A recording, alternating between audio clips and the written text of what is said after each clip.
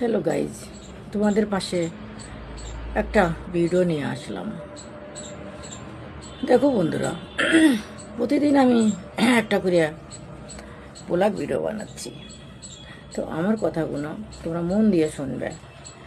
যে এরকম আজকাল খুব মনে দুঃখ দেয় যারা, তাদের আমি বলছি যে এরকম দুঃখ দিতে নাই।